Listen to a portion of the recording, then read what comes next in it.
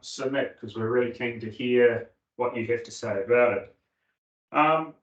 This joint plan is a collaborative effort under the Grow Well Whaiora governance group through the spatial plan. It includes obviously QLDC, Whaiora, Ministry of Housing and Urban Development, and the Community Housing Trust as well.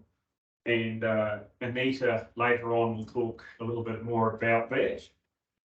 Our partners have been working on this for the last 9 months. So there's been a fair bit of work behind the scenes on producing this. We've had some fair decent discussions about how we've tried to provide some pathways to improve the housing and the outcomes for the Queenstown Lakes. The level of engagement from our partners has been tremendous. I think if I just even look back to last week, where I was on the phone with Minister Woods, talking about how clarifying the tenancy arrangements and tenancy laws and how that can be applied, and the information we've gained from the ministry there has been passed on to Anita, and we are looking to put that make that information publicly available to help out businesses and also provide information to tenants. I can't stress that enough, that Minister Woods has been very engaged in this process, which I'm very appreciative of. Today you'll hear from our partners in the plan, and who do we have? We've got Anita Vanstone, our QLDC Strategic Growth Manager, Rebecca Mapleson, Pitua Kura Kainga, Ministry of Housing and Urban Development Partnership Director, Kerry Young from Whaiora, Regional Director, and Julie Scott online from the Queenstown Lakes Community Housing Trust, and she is the Chief Executive. I just want to touch on before I sign off, we've obviously got a fair few questions about dealing with the immediate need that people find themselves where they're trying to find homes and accommodation here in the district. I can tell you now that the staff here have been trying very hard to provide some help and assistance. It has been quite not difficult, but quite emotional for some staff, and even putting even some simple things out there takes a lot of effort and a lot of planning in the background. It hasn't gone as easy as we'd had hoped for. It's not just the people that are looking for accommodation we've got to care for, it's also our staff, but it's also, we've also got to have the interests of the ratepayer as well. So we're trying to balance that out and also work within the legal frameworks that we have. So we're still working on that, and hopefully we can provide some more resource and some more assistance in that area. So I'll leave, that's enough from me, and I'll now leave it and hand it over to Anita. Thank you, Anita. Thank you, Glyn.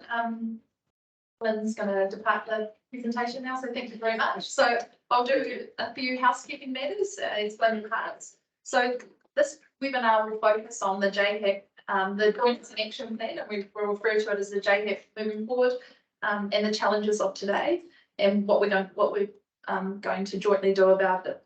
We're not going to go into detail about the specific actions of the JHAP, but we'll focus on the different areas of focus for the different partners. So we have a lot of work to cover in the next hours. So how it will work, each partner presenter will have 5 to 10 minutes to speak to their slides. You may ask questions anytime through the Q&A function. Please note, if you're joining us through the Teams app, you'll see this. If you're joining through the browser, you won't see the Q&A option. So this will have to be submitted through the online form. Questions time will come once all the speakers have finished, and we received some questions in advance, so we'll be dealing with those first, and then any other questions we'll try and deal with. If we don't get round to dealing with them, we'll put those up online, and questions will be moderated, so please keep it professional. So thank you. So firstly, we thought we'd start off with housing issues that are unique to our district. So most of you won't be surprised with many of these stats, but we thought we'd just emphasise it. So approximately 27% of our housing stock is unoccupied. We are seeing some smaller units being built, but the majority is the large high value properties. Data suggests that 649 houses were built beyond our needs of both our population and our short-term stay demand. Yet there is a reduction in housing supply, approximately 93 residential units less from November 21 to November 22. The average Queenstown Lakes property value is 14 times the average household income. Nationally, it's 9. Median weekly rent is around 700, and nationally it's 560. We have 860 households on our Queenstown Lakes Community Housing Trust waitlist, and 3/4 of the respondents to the Queenstown Chamber of Business survey said that staff accommodation was a key issue for their business. It's what we know. We need approximately an additional 17,000 houses over the next 30 years. We have enough zoned and planned zoning to meet those needs. But what we know is the market is not delivering affordable homes, and there will be a shortfall of affordable homes. There is a current one, and we are projecting that to increase over the next 30 years. Worker accommodation is in critical demand, and what we know is we can't build ourselves out of this problem alone. We need to implement a range of measures.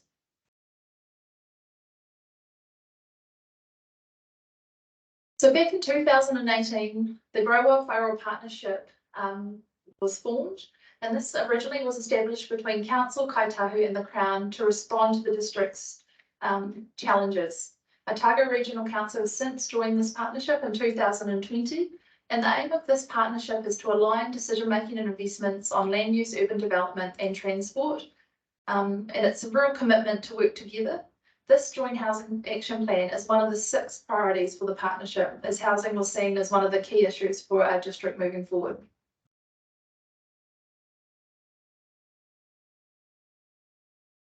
What is the Joint Housing Action Plan?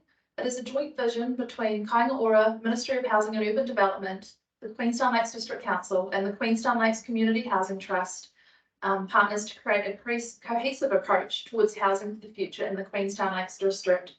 What we know is that not one individual agency can deal with this issue alone, and it needs a cohesive approach. It builds on our 2021 home strategy and includes 9 solutions, each with their own 9 set of measurable actions.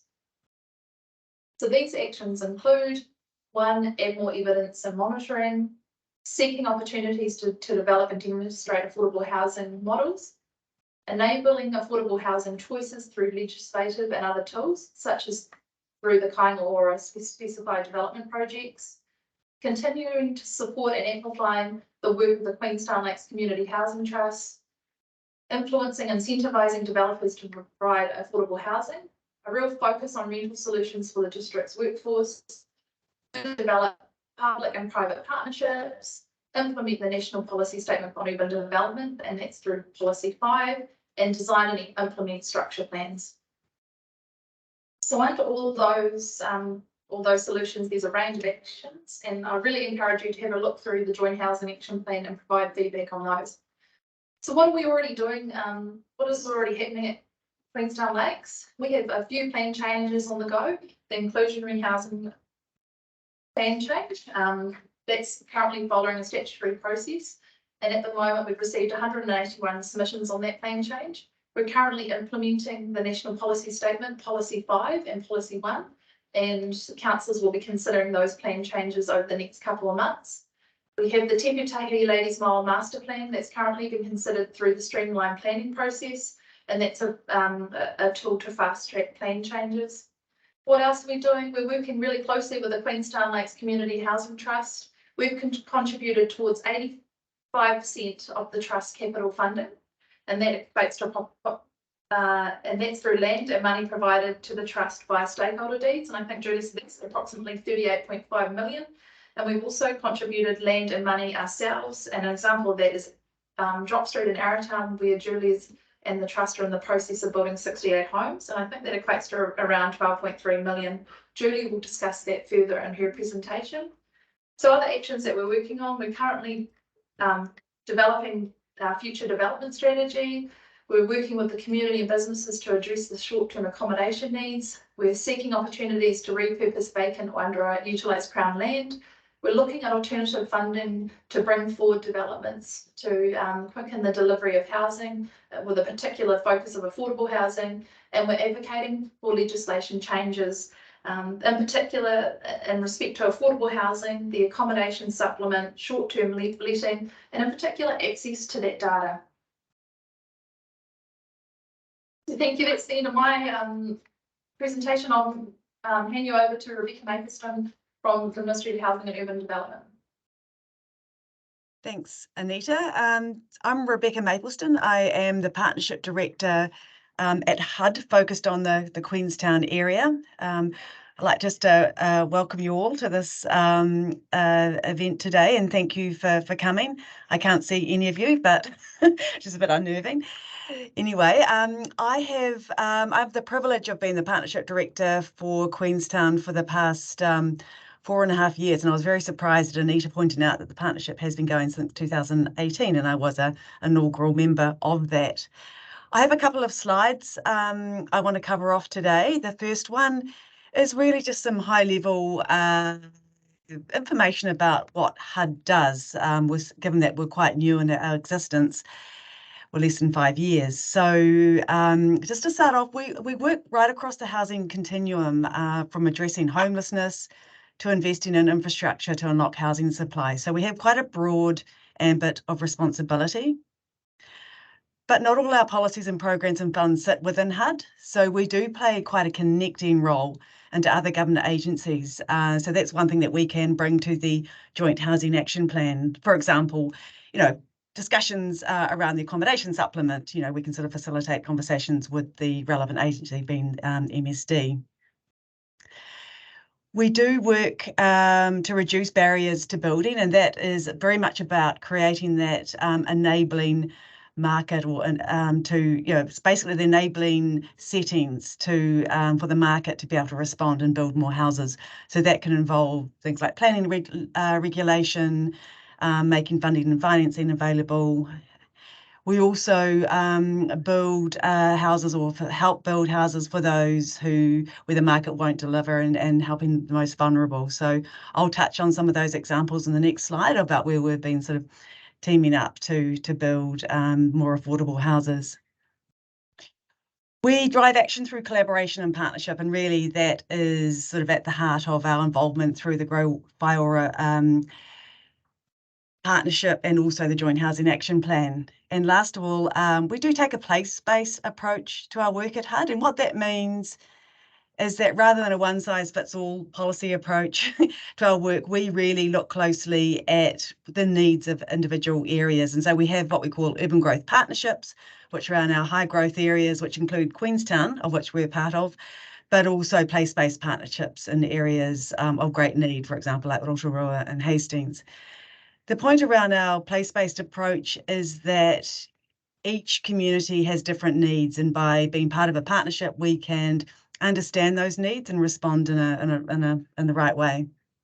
If I can just move on to our second slide, and I'm happy to provide further information about these particular sort of touch points with HUD and the Queenstown community. But I will start off with the Grow Well Whaiora partnership. As Anita pointed out, we've been part of this from the get-go, and one of the important products from this partnership has been the Joint Spatial Plan. And this has been really helpful at signalling to us in central government where future is going to go, so we can plan for the future through housing and infrastructure investment, and doing that in a joined-up way. We also have identified what we call priority development areas where we can sort of focus our efforts, and that includes the Ladies Mile area and the master planning work. The second point is our work that we're doing with the Queenstown Lakes Community Housing Trust, and no doubt Julie will be elaborating on this. But we have been very active in the government's progressive home ownership scheme, which does there to assist sort of lower to medium income households into ownership. And that can be through arrangements such as rent to buy, shared ownership and leasehold schemes.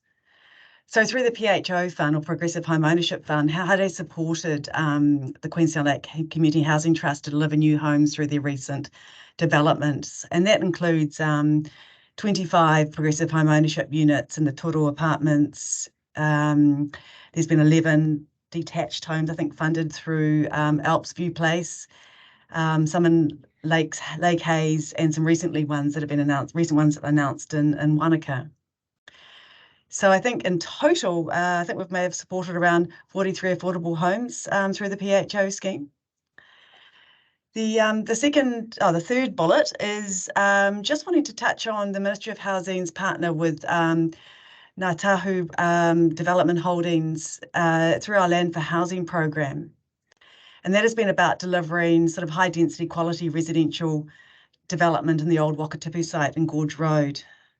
So the development will ultimately deliver around 300 houses of different size apartments, with a minimum of 105 delivered as Kiwi build. And I understand just recently, 10 have recently been sold as Kiwi build. So that's really great to see those over the line. Just in terms of other sort of funds and opportunities with HUD, and this really comes to the heart of the Joint Housing Action Plan. So we will be working closely with our partners to realise some of these other funds within HUD. But two I'd like to sort of highlight is the Affordable Housing Fund. So the government has recently put in place initiatives to support additional supply of affordable rental housing through the Affordable Housing Fund. And last year we launched the fund, which was sort of focused on sort of some target areas. But the round two is focused on councils or areas throughout the country, and which is really quite exciting. So the most recent round of the Affordable Housing Fund closed on the 31st of March. So we'll look forward to seeing whatever applications came out of that particular round. The Build Ready Development Fund, I'll quickly touch on, because this has recently just been announced by Minister Woods, and this is about a pathway that provides targeted support for developments in regional areas of need, where the market conditions have caused certain developments to stall because of the changing market conditions. So regional areas that have experienced the impact of recent weather events are sort of the priority areas, but has also been sort of targeted to regional centres. So there are various pathways for support, including sort of government pre-purchase underwrites and purchasing homes off the plan. But there's further information around that particular initiative on our website. The other two areas I've included have been the Affordable Infrastructure Acceleration Fund in Lake Whaiora. I'm sure Kerry Young will probably touch on that in more detail in her presentation. And of course, the delivery of public housing units, of which 15 public housing units form part of the Toro apartments, which are administered by the Queenstown Lakes Community Housing Trust. So that is a quick snapshot of our involvement in Queenstown. It's very varied, and as I mentioned before, we do work right across the housing sort of continuum. And we also work really, really closely with our partners in terms of delivering the funds and programs needed. Thank you. Shall I introduce myself? Hello. My name is Kerry Young. I'm the Regional Director for Otago, Southland and South Canterbury. So the South Canterbury bit means everything south of Timaru down to Invercargill and importantly Queenstown Lakes District Council area. So I am based in Dunedin, but obviously I travel regularly, and today I've travelled across to Queenstown to be with Anita and others today. If you just go to the next slide, thank you. So QLDC is the government's urban development agency. We actually have really simply two key housing and urban development responsibilities. One is to manage the Crown's public housing portfolio across the country, and the other is the Urban Development Agency function. So we've been given a number of tools to support HUD and the government's policies around housing. And again, as the same as Rebecca's mentioned, across the whole housing continuum. In Otago Southland or in Queenstown, we actually have only 13 public houses, and I'm going to put that out there right up front. They are all occupied. And at this point in time, I know it was one of the questions we were asked before the presentation. At this point in time, we don't have any plans to increase the number of public houses. If I get this right out of the way, the government puts out a public housing plan every year, and it's based on the Ministry of Social Development's housing register, people who are registered for public housing. In Queenstown currently, there's only 18 people on that register. So in contrast to Julie's 860, which is absolutely legitimate, the MSD housing register, the waiting list, if you want to call it that, has only got 18 people on it, or households. That's less than Gore. So if I can get that out of the way, there may be people on Julie's register that are eligible for public housing, and if so, please contact MSD. So that's my pitch for the moment. The screen that we have up here at the moment is summarising my business plan for Queenstown Lakes. I guess I have a regional plan for my entire district that I'm responsible for. These are the parts that relate to Queenstown and Wanaka, obviously. So we know that the population growth is centred around Queenstown Lakes and in Wanaka. We've been working with council on the joint spatial plan since 2018 also. So the priority development areas are well understood by Whaiora, and where we're looking at supporting housing and appropriate housing for Queenstown residents. Our focus is on affordable housing, not so much the public housing end. So in response to the Joint Housing Action Plan, then we want to use all of the tools available to us to provide appropriate housing to the people who live in the district.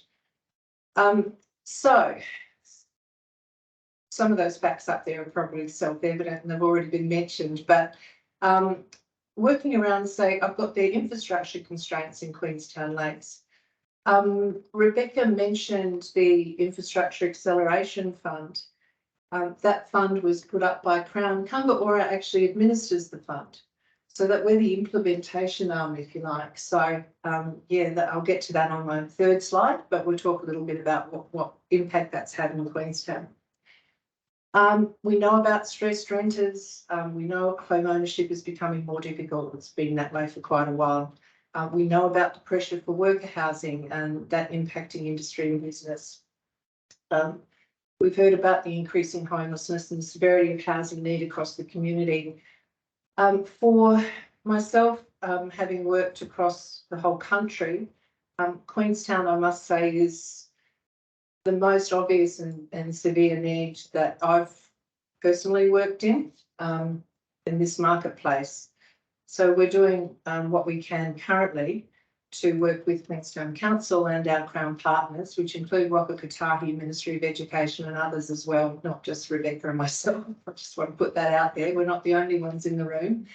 MB in particular, and MSD also are putting funding into trying to help council solve these issues for the community. So the bottom part, our customer needs and their communities are changing. Our customers there, I'm talking about their public housing customers.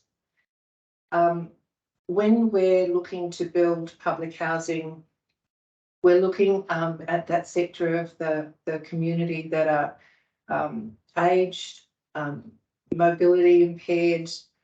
The highest needs and most severe needs is where Whaiora fits in. We've already, I'm trying not to steal your thunder, Julie, because you're next, but we're not the only public housing provider in town. So I see our role is in that more severe need if we can respond to that. Julie can also provide public housing with HUD support. So we prefer, I suppose, to work together as a system rather than saying, well, that's my space and that's yours. It doesn't work like that. So yeah, thank you. So the summary of the plan, I would like to renew and reconfigure the housing portfolio we've got here. I need to be able to demonstrate needs. So back to that register, please. Anybody watching? If you feel that you might be eligible, please contact MSD. And I did warn them I was going to say this, so they're ready for your call. Improve the quality of our old homes. The homes that we have in Queenstown are under the healthy homes at the moment. They're being upgraded. They'll be warm, dry, safe. We will be across the country developing that response to adapt to the impacts of climate change. Not so applicable here, but certainly is elsewhere across my region. We also have the responsibility and the wish to support the Mighty partnerships, which is also part of HUD's program, but we support those too by dealing with the Runanga and Iwi in the district. We want to engage with them. We want to help them increase their capability by working with us. We would, and this is where some of our tools like the Quhangora Land Program come into play, to unlock development opportunities and invest in infrastructure to help others. It's not our place to take a space where a private developer would normally work. It's where it's harder. That's where we've been given some tools to actually instigate new projects that otherwise may not have happened, and to really then focus on the affordable housing outcomes that enablement might achieve. The greater uptake of financial products to support the increased rates of home ownership. Whaiora also administers the Home Start grants. We've got the progressive home ownership product also, but not for developers, for individuals. So if a young couple comes to Whaiora and says, I would like to buy this house, am I eligible for that PHO product? We've got people in the South Island that can take that call and help you go through the application process and to see whether you're eligible for any of the financial products that the government offers. So please do get in touch with Whaiora, have a look at the website. We've got people in Christchurch that travel through our district here that can come and see you. And we've even had real estate agents ask for presentations on those products so that they can promote them to their home buyers. So I'll be bringing that group of people down to Queenstown. Hopefully council can help us set up a bit of a seminar to promote those. We work with Crown partners and service agencies across the districts. We want to identify those gaps in support for our customers. So it's not just housing. Once we've got people in our homes with high needs, they may need those background supports as well, you know, from mental health or aged care, you know. You can add your own items to that list, but part of our role is to actually talk to our Crown partners and help them understand the need outside of housing, which is what we do. Yeah, so the crux of all of that is to support the supply of affordable homes for residents of Queenstown Lakes District to Council area and elsewhere. So yeah, thank you. Next slide. I think this is my last slide. The graphic there is the Ladies Mile Master Plan, Council's plan. It's not all of the detail, but it's the one of the concept plans. So Whaiora has its own urban development group. Most of those professional skills actually sit in on the North Island, but we draw on them down here. We've also got some planners, urban designers located in Christchurch. When council was going through the creating the master plan, Whaiora I guess embedded some of our professional staff in that process to assist. QLDC with resource. I hope that was helpful. That seems helpful. And in that way, we've been able to lend, I guess, some of our experience where we've done master plan projects ourselves and are developing those in on the North Island in Plymouth, not Plymouth, in Wellington, and we have 5 large-scale projects underway, urban regeneration project centres. So to understand what a new community, what the requirements of that new community are around town centres, around medium density housing, how do you create an affordable home in a new development such as this? What does that mean? Not saying we've got all the answers, but we work collaboratively with council to try and think through all the issues with some of the experience we have. IAF funding, like Whaiora, so that was an open process over a year ago now for people to apply. Entities and developers and local authorities could apply to that fund. I said before, Whaiora was administering that. Council was successful in an application to fund part of Project Pure and other infrastructure over in the Lake Whaiora, Albert Town area. So what has resulted from that application and the really good work done by council is that there's a $24 million grant through the IAF to assist council in providing that infrastructure. So that'll enable over time, and I'm not familiar with the program, but over time that will enable more new homes to be built there. And that money is then not having to come from council's balance sheet. So it'll be hopefully brought forward and help to alleviate some of the housing need out there. The Urban Development Authority powers the Specified Development Project. Sorry for the acronyms, but at least I'm spelling it out for you. The Specified Development Project, say for Lady Smile, would mean that we would partner with council to enable the master plan that council's created. There will be a governance structure there.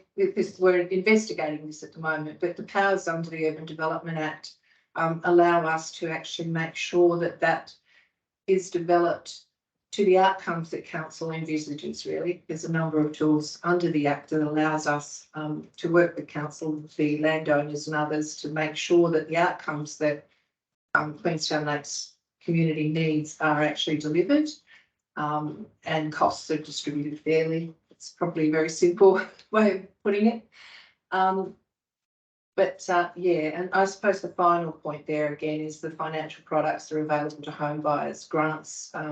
If you're purchasing your own home, PHO and others, please get on our website. Unless I've missed anything, I think that's it. Great, thank you, Kerry. What we'll do too, just picking up what Kerry said, we'll provide those links to those areas that Kerry mentioned regarding the register and also the Whaiora, and we'll put that up on our website just so it's easy for everyone to find. Yeah. And we would be definitely keen to facilitate something with your staff to do something for our community on that too. Fantastic. So next we've got Julie Scott from the Queenstown Lakes Community Housing Trust. Right, there we go. Thank you. Hi, everyone. Thanks for coming along today. These are the Toru apartments in the picture here. So one of these apartment blocks has been built and the other two are consented. And we're hoping that they'll get built because we think they're really great, high density, good quality, great location. We're big proponents of them. So what are we all about? So we've been going since 2007. We were actually established by Queenstown Lakes District Council. So we have a very close relationship with council, but we're an independent trust. We have 6 trustees who form the board and they oversee the governance structure. We have 3.5 full-time equivalent staff, so a pretty small team, but we outsource a lot of things like accounting and legal, etc. And we have 3 councillor liaisons. Now, they are councillors who come along to our board meetings. They don't have voting rights, but they participate. And it's part of that relationship we have with council whereby we're working together because both council and the Housing Trust have set a goal of 1,000 homes by 2038. So together we're hoping to get there. I know some people have been asking about numbers and how many homes will be produced, and that's our goal at the moment. That's our target. We've got a big balance sheet. As you can see here in the piggy bank, we've got 55 million worth of net assets. So unfortunately, that's not cash in the bank today, but it is net assets. And a lot of that has come through the inclusionary housing process.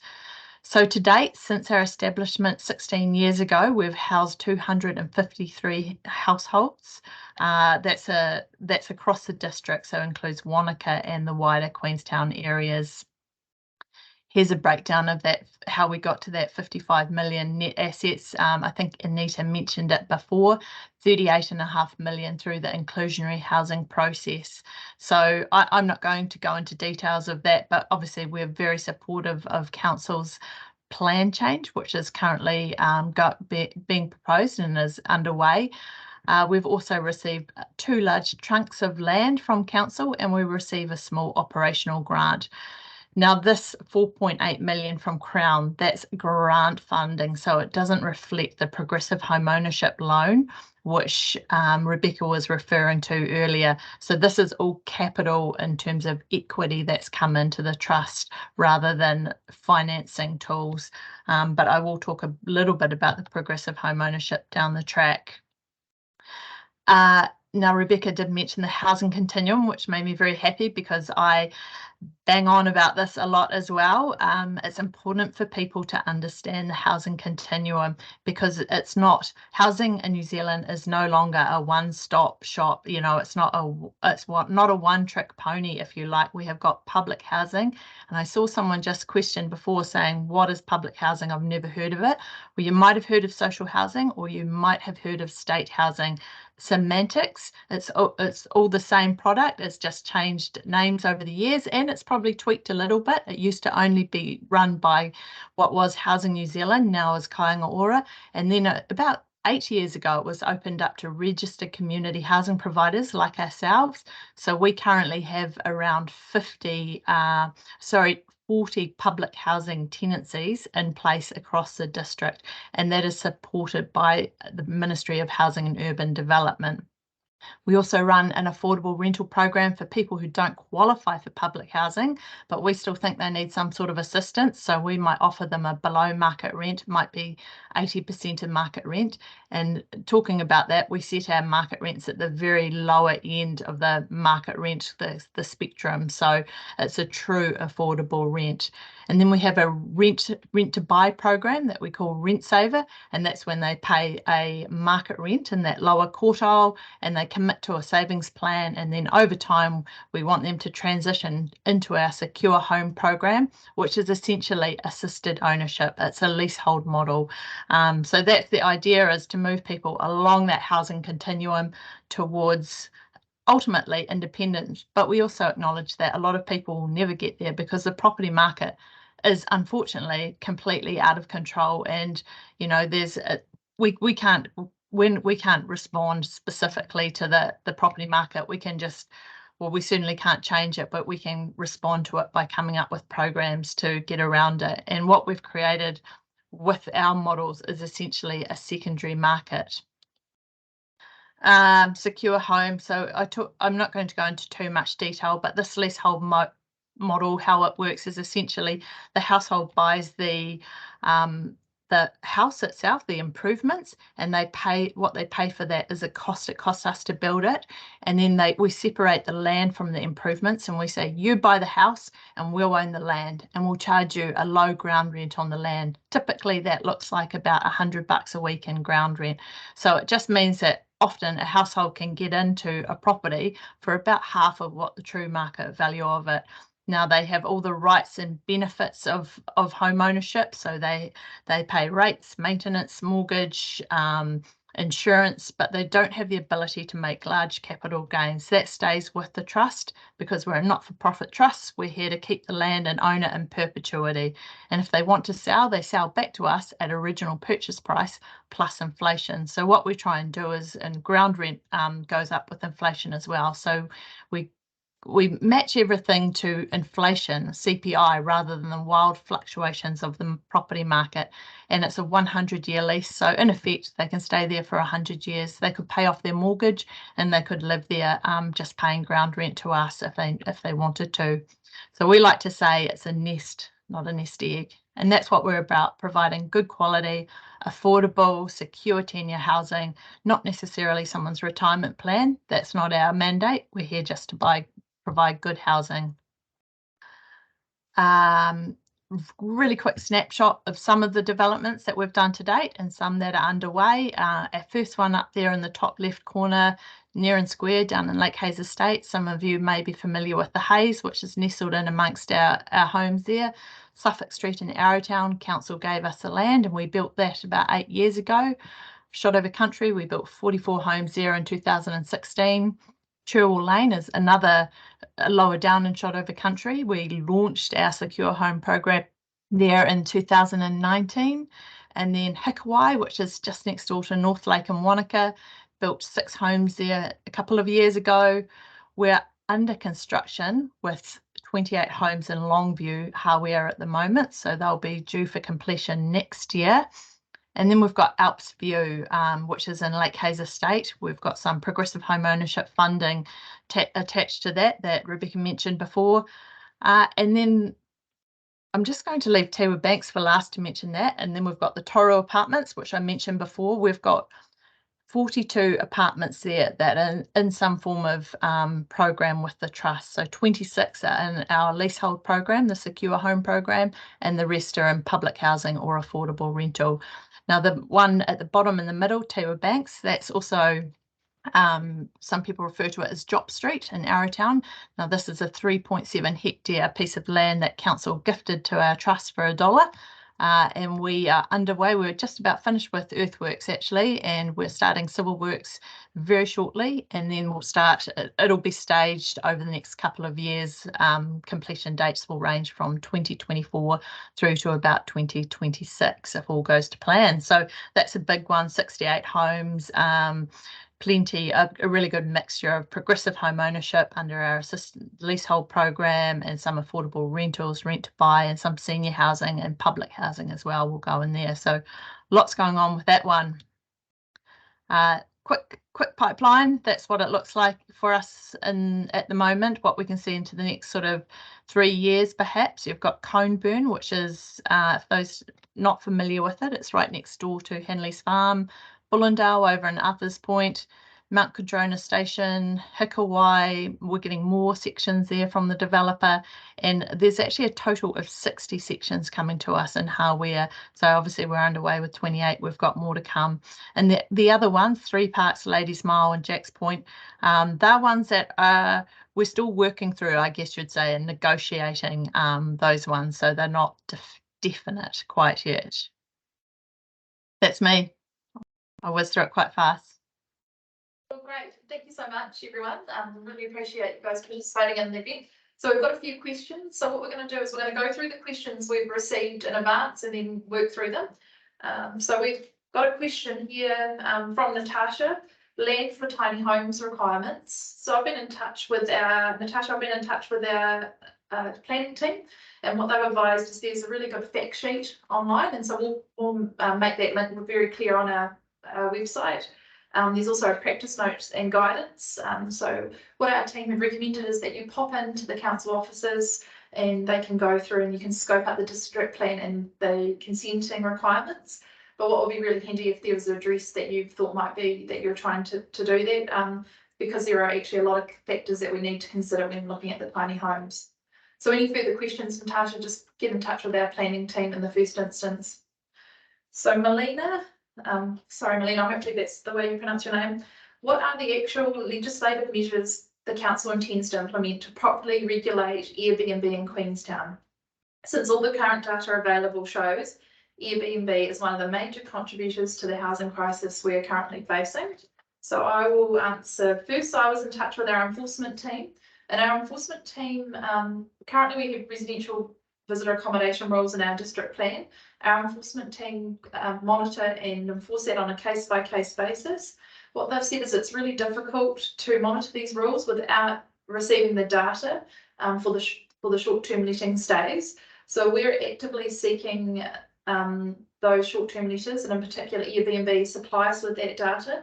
And similar to what happens in some states in Australia, they're required to submit that data and then that can be easily monitored. So we'll keep you posted on that. I'll see if Rebecca or Kerry wanted to make any other comments on that question too. Thanks, Anita. I can quickly jump in. So we kind of know that these impacts are not experienced. These are the impacts of Airbnb, the same throughout New Zealand, which really does make it tricky and limits the extent to which we can provide national legislation or regulation as a solution to sort of more localised impacts.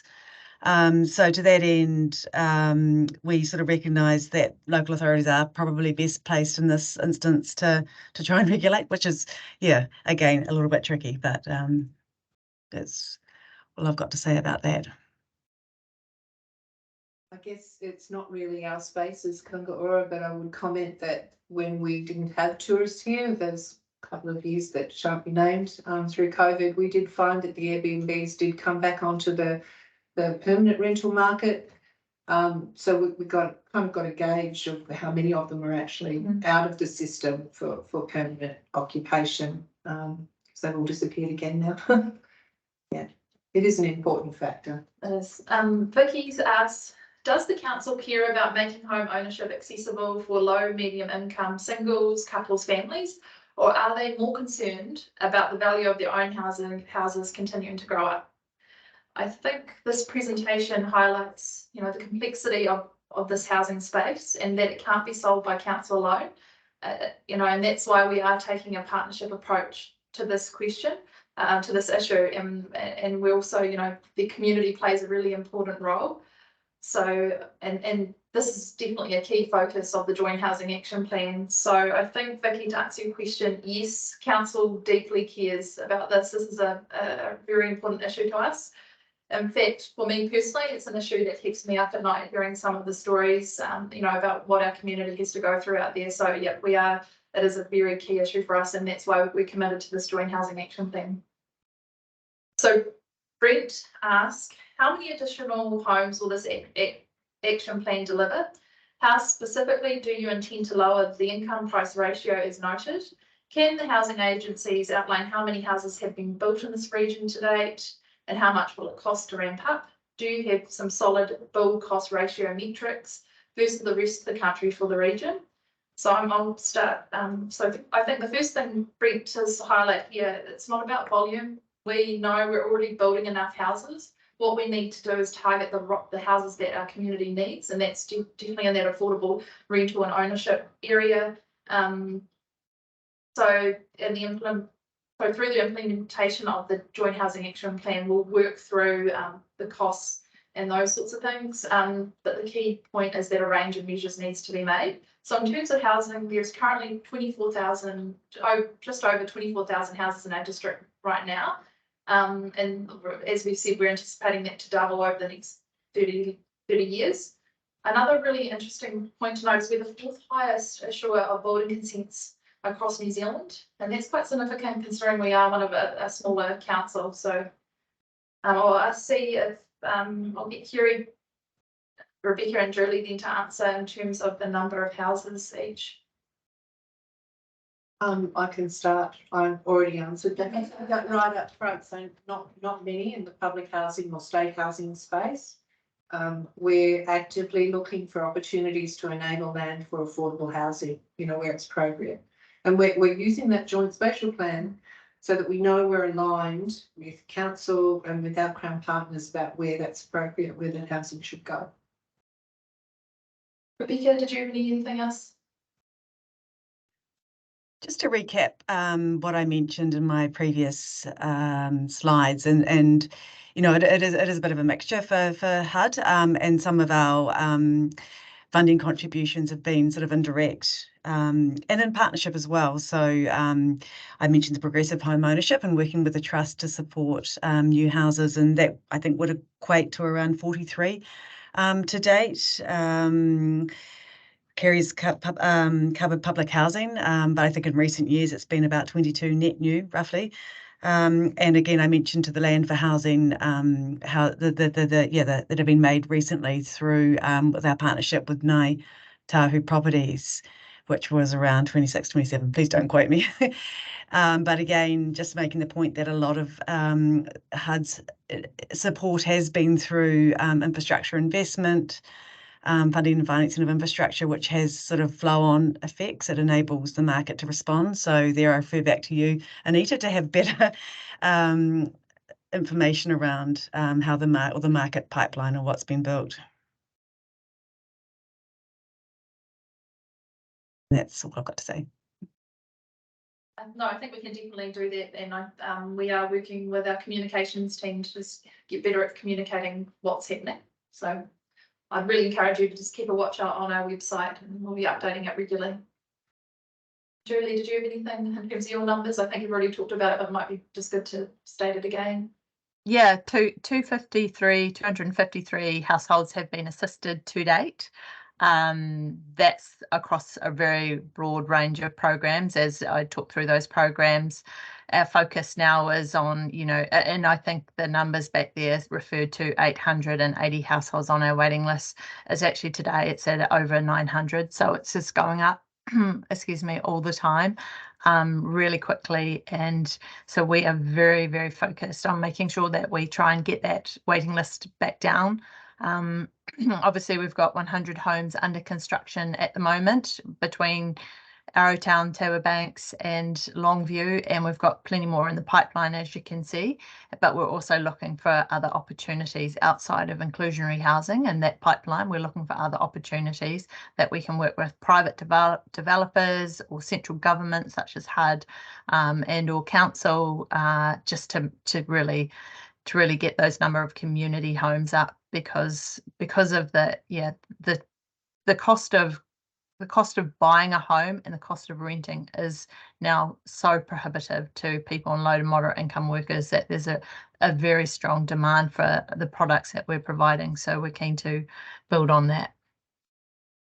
Great. So we've actually received a few questions about what we're doing now, but I think we've all covered that quite a bit in the presentation itself. So we'll move to the next question.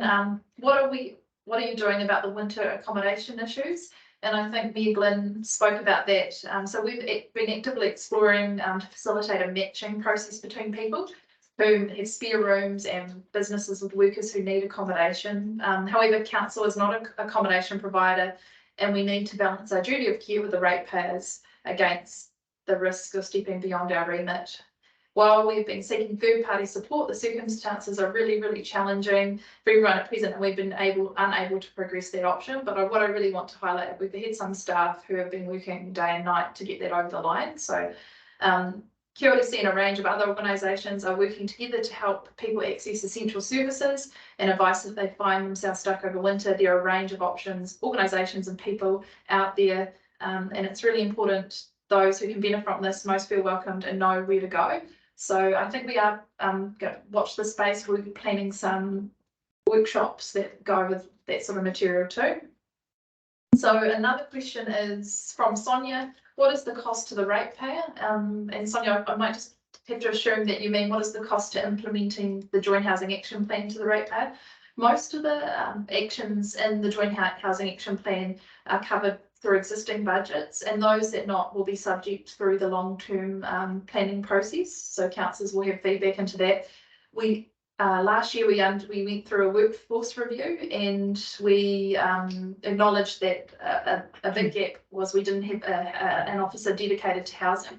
So essentially we are going through the recruitment process right now, and so we'll have a strategic planner housing, part of my team, and that's going to be a phenomenal addition. And basically they'll be concentrating on implementing this Joint Housing Action Plan, working with Julie and working with our government partners to get some really good outcomes for our community. So that's really exciting. The next question: is council lobbying for government to take action against Airbnb and allow council to take control of housing usage? Yes, we are. I think I answered that. That's one of the that's something that comes up in most of our conversations. And as Rebecca and Kerry said, it's quite an acute issue for Queenstown Lakes District. Is there a possibility of council government funding rental housing or public-private partnerships where rental accommodation is built with conditions to be long-term rentals, e.g. 5 years before they can enter into the free market? I suppose in terms of from a council viewpoint, I think it would be unlikely that we would directly fund rental housing, but we have funded rental housing through the Queenstown Lakes Community Housing Trust. And also one of the key actions is looking at those private-public partnerships. I know there's a lot of rent to build in Auckland, and we're looking at this over in Australia too, at examples that are happening over there. So that is one of the actions of the Joint Housing Action Plan we'll be moving forward to. Kerry, and does anyone else have anything they'd like to add with that question? Rebecca can I take do. Oh, thanks, Kerry. Look, I just wanted to refer back to the Affordable Housing Fund that I mentioned previously in my presentation.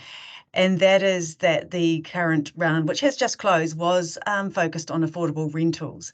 Now, the Affordable Housing Fund is a partnership between HUD and iwi non-for-profit and council organisations, and it does provide funding support for affordable rentals, up to 50%, for example, of grant funding.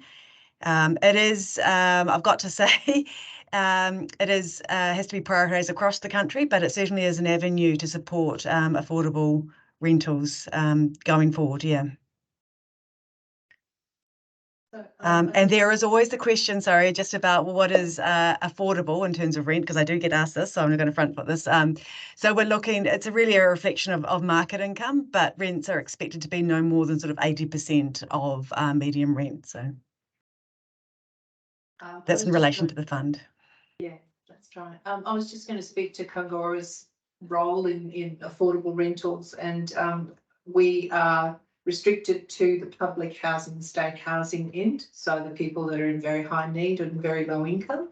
But what tools we do have is to work in partnership with developers. We're also, very keen to see build to rent, work in markets such as Queenstown, because people would have security of tenure, even though rental. So Julie's offering that sort of thing to the market now, but we certainly need more here. So we may have a part in enabling the land to be developed and sold for a particular outcome. That might be our role there, but we can't operate it. Julie, did you just want to briefly mention your rental product that you have? Yes. We, as I mentioned in that housing continuum, we do have an affordable rental program that operates. Typically, a household might pay 80% of market rent, and it's a very low market rent to start. But I was smiling when Rebecca was talking about the housing fund, affordable housing fund, because I'm sure she's aware I've got a couple of applications in with HUD for this fund. So going through that process over the next couple of months, and hopefully we'll have some good news there for Queenstown Lakes.